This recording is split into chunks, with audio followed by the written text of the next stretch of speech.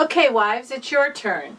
Today we're going to look at Ephesians 5, and we only really have to look at verses 22 to 23, which I find so fascinating because everybody wants to put so much weight on 22 and 23, but the majority of Ephesians 5 is really for the husbands.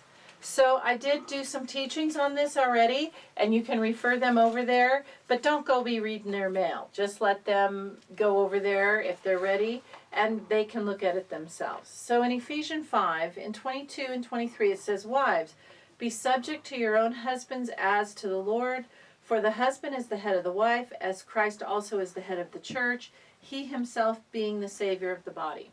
Well, submission is in there, the ugly S word that most of us want to fight against.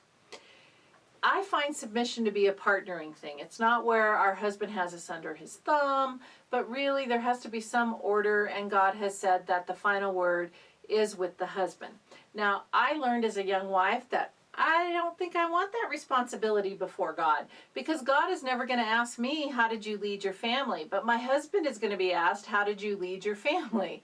And so submission is a part of that, in the sense of if you can respect them and show reverence for your husband as if to Christ, not because they necessarily deserve it, but because as a Christian, we want to submit to what Christ has asked us to do. And I struggled with that when I was a young wife, but I soon learned that many of the things that I really didn't like to do, and I thought, oh, he should just be able to do this himself, I found that if I thought about how, if Jesus was really my husband and he was standing in front of me, would I be upset about doing any of that?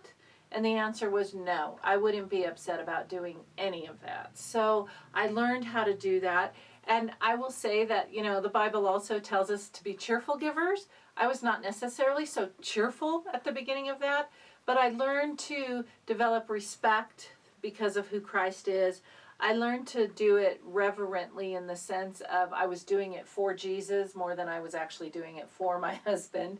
And I'm going to tell you, ladies, my life got a whole lot better, because when my husband was being respected and cared for, he actually did a whole lot more for me too.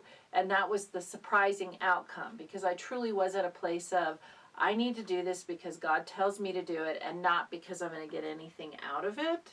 And so I want you to approach this, if you can, in much the same attitude. I'm Dr. Pauline Dillard, and this has been A Marriage Moment.